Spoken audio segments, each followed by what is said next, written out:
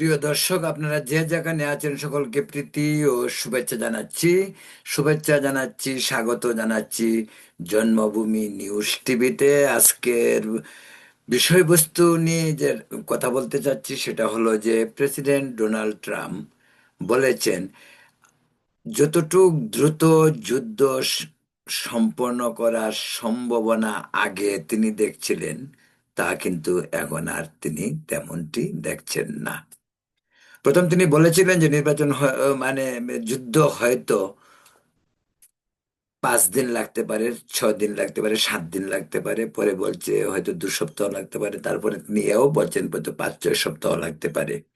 কিন্তু আজকের দিন পর্যন্ত যুদ্ধের যে অবস্থা, সে যুদ্ধে দুপক্ষ থেকেই যুদ্ধ অনবরত চলছে।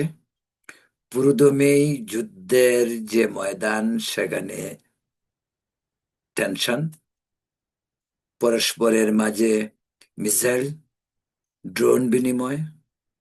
আজই ইরান আবার কাতারে অতর্কিত হামলা করেছে। ইরানে ব্যাপকভাবে হামলা করেছে মার্কিন যুক্তরাষ্ট্র এবং ইসরায়েল মিলে। আলোচনা এমন ভাবে আক্রমণ হচ্ছে যে ইরানের তেহরানে অনেক বহুতল ভবনে আগুন পর্যন্ত দেখা গেছে, এবং সেখানে এমন অবস্থা হয়েছে, শুধু একটি স্কুলে প্রায় 186 জন ছাত্র মারা গেছে বলে একটি রিপোর্টে জানা গেছে। এদিকে ব্রিটেনের প্রধানমন্ত্রী,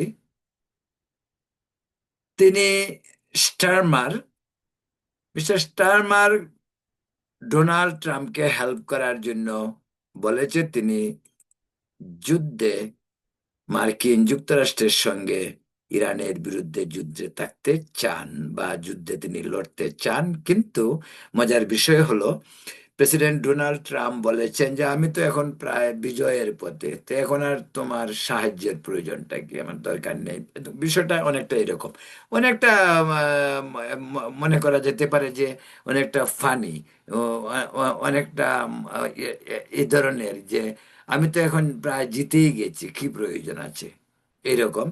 তো যাই হোক, তো ব্রিটিশ প্রধানমন্ত্রী তার পক্ষ থেকে তার যে দায়িত্ব সেটা হয়তো সে পালন করেছে, কারণ নেটোভুক্ত দেশগুলি আমেরিকার যখন নিরাপত্তার হুমকি হবে ওয়ার্ল্ড ওয়াইড, তখন নেটোর দেশগুলি এক ধরনের দায়ে পড়ে, যা অনেক সময় তারা এড়াতে পারে না। যেমনটি ধরুন, এই যে তুরস্কের কথা বলছি, তুরস্ক মুসলিম দেশ, তুরস্কের নেটোভুক্ত দেশ। আজকে তুরস্ক কিন্তু ইরানের পাশে নাই, উল্টা তুরস্কে ইরানে পর্যন্ত আক্রমণ করেছে। সৌদি আরব আমেরিকান অ্যালাই, যাকে বলে মিডিল ইস্টে, তাদের সৌদি আরব, ইয়েমেন, কাতার, জর্ডান, সিরিয়া, সবগুলো দেশই তো ইরান অ্যাটাক করেছে। যে কারণে এই বিষয়টি অত্যন্ত সেন্সিটিভ বা স্পর্শকাতর, যেটাকে বলা যেতে পারে। এদিকে পাকিস্তান পড়েছে উভয় সংকটে এই কারণেই, একদিকে পাকিস্তানের লক্ষ লক্ষ লোক কাজ করে সৌদি আরব সহ মিডল ইস্টের অন্যান্য দেশে। শুধু সৌদি আরবেই পাকিস্তানের সংখ্যা কাজ করে যারা, তার সংখ্যা প্রায় 90 লক্ষের মতো। এখন সৌদি আরবে তাদের যে প্রবাসী, যারা তাদের রেমিটেন্স দিয়ে পাকিস্তানের আয়ের একটি বড় উৎস এই রেমিটেন্স। এখন এই পাকিস্তানিদেরকে তা বাঁচাবে, না ইরানকে যুদ্ধে সামিল মানে সহায়তা করবে পাকিস্তান সেই সংকটে? আর পাকিস্তান চাইলেই ইরানকে সহায়তা করতে পারবে না, কারণ ভারত পাকিস্তান যুদ্ধ যখন হলো কদিন কমাস আগে, সিঁদুর অপারেশন সিঁদুর, তখন এর পরে কিন্তু পাকিস্তান সৌদি আরবের সঙ্গে একটি সামরিক চুক্তি করেছে, যে চুক্তির মূল থিমটা হলো যে দেশ যাকে আক্রমণ করবে সে দেশেই তারা সাহায্যের এগিয়ে আসবে। ধরা যাক সৌদি আরবে যদি কেউ আক্রমণ করে, পাকিস্তানকে এগিয়ে যেতে হবে সাহায্যের জন্য। পাকিস্তানকে যদি কেউ মানে আক্রমণ করে, সৌদি আরব এগিয়ে আসবে। এই ধরনের চুক্তির ফলে এখন যেহেতু ইরান সৌদি আরবকে অ্যাটাক করেছে, আক্রমণ করেছে, বা তারা পরস্পরে মানে যুদ্ধে লিপ্ত, সেখানে পাকিস্তানের আর কোনো চয়েস নেই, পাকিস্তানের আর কোনো ধরনের বিকল্প চিন্তার সুযোগ নেই। তাকে বাধ্য হয়েই সৌদি আরবকে সমর্থন করতে হবে। তার উপর পাকিস্তানের রয়েছে ওই যে রেমিটেন্স, সৈনিক যারা প্রবাসী তারা, এই জন্য পাকিস্তান ও, ভয়াবহ সংকটের দিকে আরেকটি বিষয় খুব উল্লেখযোগ্য, সেটা হলো যে ইরানের যে কুর্দি, যারা ইরান এবং ইরাক দু জায়গাতেই বসবাস করে, তারা বিদ্রোহী। ইরানের বর্তমান যে সরকার তার থেকে তারা বিদ্রোহী, কিন্তু এদেরকে বের করে ওদেরকে সাহায্য সহযোগিতা করে, এরা এত দুর্গম এলাকায় বসবাস করে যেখানে পাহাড় পর্বত, এই দুর্গম এলাকা থেকে সেই কুর্দি বিদ্রোহীরা এখন ঐক্যবদ্ধ হচ্ছে, তারা কোনোভাবে অ্যাটাক করতে চায় ইরান কর্তৃপক্ষকে। কারণ আমেরিকা বা ইসরায়েলের বা সৌদি আরব বা যে কোনো আরব দেশের সরাসরি পদাতিক বাহিনী নিয়ে ইরানে অ্যাটাক করা এটা প্রায় অসম্ভব। এখন পর্যন্ত যুদ্ধ হচ্ছে আকাশপথে, যুদ্ধ হচ্ছে ড্রোন, মিসাইল, বোমিং এসব দিয়ে। কিন্তু ট্যাঙ্ক নিয়ে ইরানে যেভাবে এর আগে আমেরিকা ইরাকে অ্যাটাক করেছিল, সেভাবে অ্যাটাক হয়তো ইরানে করা আমেরিকার জন্য সম্ভব হবে না। তবে এই যুদ্ধকে যদি বিলম্বিত করতে হয় বা না করতে হয়, তারা যুদ্ধ বিলম্ব করতে চায় না আমেরিকা, তখন তারা বাধ্য হয়ে পদাতিক ব্যবস্থা তো হয়তো নিতেই পারে, সে একটা বিকল্প ব্যবস্থা হয়তো তারা আবিষ্কার করতেই পারে। সেই পর্যন্ত উম, যে খবর, একটু আজকে এই পর্যন্ত যে খবরগুলো দেখলেন আরে এর এর বিষয় হলো এই যে যুদ্ধের আবহ বা যুদ্ধের রিয়াকশন বা যুদ্ধের প্রতিক্রিয়া যেটাকে বলে, সেই প্রতিক্রিয়া কিন্তু পড়েছে ব্যবসা বাণিজ্যে। সারা পৃথিবী কিন্তু এখন ব্যবসা বাণিজ্যে ব্যাপকভাবে দ্রব্যমূল্যের ঊর্ধ্বগতির পাশাপাশি তেলের চড়া মূল্য তো অবশ্যই আপনারা জানেন। পৃথিবীর বিভিন্ন দেশে তেলের দাম অনেক বেশি বেড়েছে। এখন আমাদের খুদ আমেরিকায় 50 সেন্টস, 50 মানে $1 অর্ধেক এখানে তেলের দাম বেড়েছে।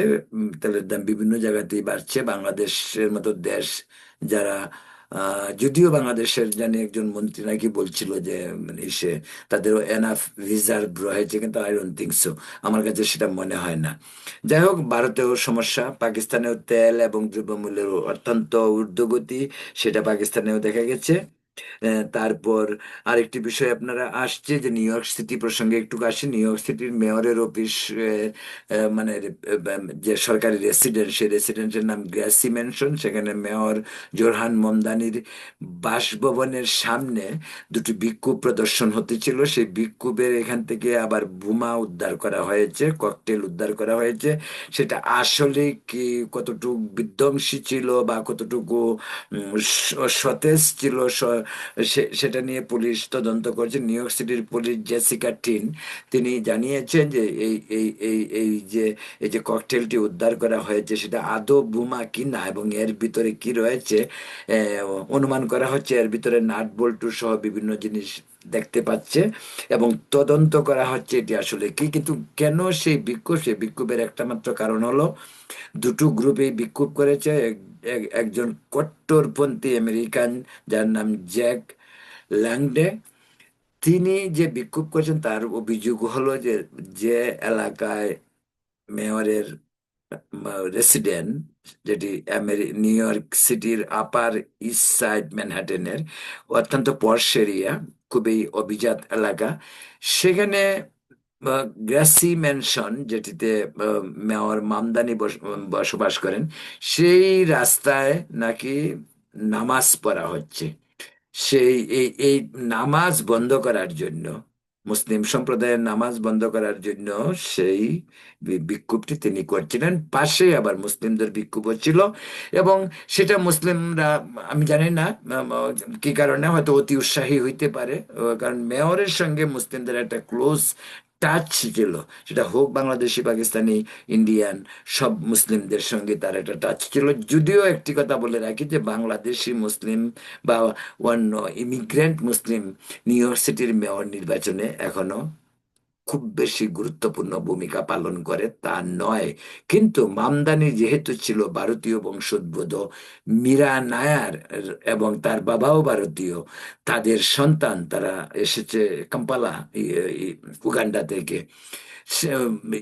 মামদানির জন্ম কাম্পালাতে, তিনি 7 বছর বয়সে আমেরিকান আসেন। যাই হোক, হি ইজ ভেরি সাকসেসফুল। তিনি কম বয়সী তরুণ তুর্কি, অত্যন্ত সাহসী। সে মেয়র হয়েছে, যদিও তার মেয়র হওয়ার পর থেকে অনেক সন্দেহ যে তিনি কতটুকু ও, মানে কি বলে, যেহেতু অভিজ্ঞতা নেই, কতটুকু নিউ ইয়র্ক শহরের মতো শহরকে নিয়ন্ত্রণ করা ইজ ভেরি টাফ, খুব কঠিন। তো সেটা নিয়ে অনেকের সন্দেহ ছিল। এরই মাঝে নির্বাচনী প্রতিশ্রুতির অনেক কিছুই তিনি করতে পারছেন না। ফাইন্যান্সিয়াল, অর্থনৈতিক সংকট নিউ ইয়র্ক সিটির রয়েছে।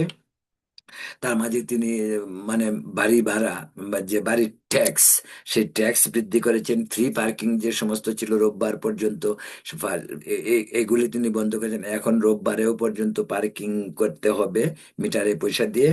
সেই সমস্ত কারণে নিউ ইয়র্ক সিটির যে অবস্থাতে অনেক লোকেই হ্যাপি নয়। যে কারণে ডেমনস্ট্রেশনগুলি হচ্ছে, এই সমস্ত কারণে হয়তো ইমিগ্রেন্ট, বাংলাদেশি বা আমাদের সাবকন্টিনেন্টের যে সমস্ত ইমিগ্রেন্টরা, তারা হয়তো মামদানির কাছ থেকে আরো বেশি আশা করেছিল। হয়তো মামদানি সেটা ফুলফিল করতে পারছেন না, সেটা হইতে পারে। কারণ মেয়র ইলেক্টেড হয়ে, মেয়র হিসাবে শপথ নিয়ে মেয়র অফিসে কাজ করার বাস্তবতা আর নির্বাচনের সময় ক্যাম্পেনে কথা বলা, দুইটার বিস্তর ফারাক রয়েছে। এবং আমার মনে হয় এই ফারাকটি এখন মোকাবিলা করতে হচ্ছে জোরহান মামদানিকে।